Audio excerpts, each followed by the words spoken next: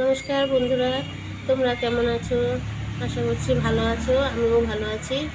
তো অনেক কষ্ট নিয়ে তবু ভালো থাকতে হয়, সেই রকমভাবেই ভালো আছি।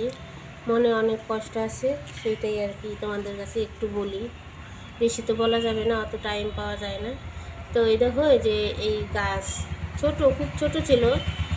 এই গাছটা অনেক ছোট যখন নিয়ে আসছিলাম, এনে এই দেখো এই গাছটা এখানে মাটি দিয়ে এখানে বুনে দিছিলাম। গাছটা এখন আস্তে আস্তে দেখো, এই দেখো কত পাতা হয়েছে, গাছটা বড় হয়েছে। আমি জল দিই, রোদ্রে দিই ওকে। তা গাছ সময় মতো ফুল দেবে আমাকে, বা ফলও দেবে। গাছকে জল দেই, গাছ আমার সঙ্গে বেইমানি করবে না। কারণ গাছকে যে আমি জল দিতেছি, বড় করতেছি, ওর সময় মতো ও আমাকে কোনটা কখন দিতে হবে ও ঠিক জানে, কিন্তু একটা লোক জানে না। একটা লোক যখন ওকে যখন উপকার করলাম, সেই উপকারটা নেওয়ার পরে তারপর আমাকে ছুঁড়ে ফেলে দিল। কারণ মানুষ হচ্ছে বেইমান। আমি আমার চারপাশের কিছু নিজস্ব লোক আছে, তাদের কথা বলছি।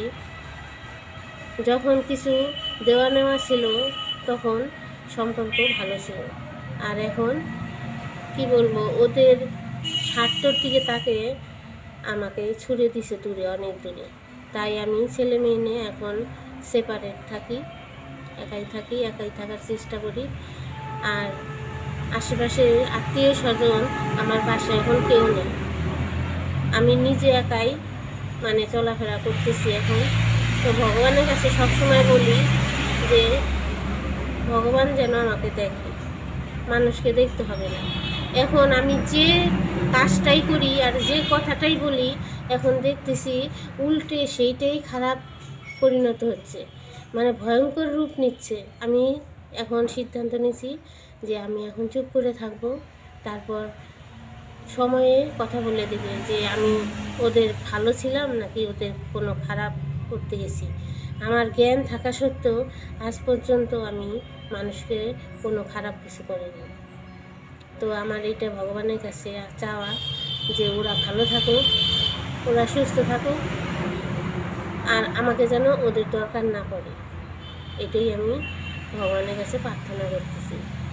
তো মানুষ যা দেখলাম, তাদের কোনো ভালো মন্দ কোনো কাজ তো দূরেই থাক, যদি তুমি তাদের সবসময় উপকার করে যেতে পারো তাইলে তুমি ভালো। আর যদি সেইটা না পারো, তাইলে তোমার ওদের সঙ্গে কোনো যোগাযোগই রাখা যাবে না।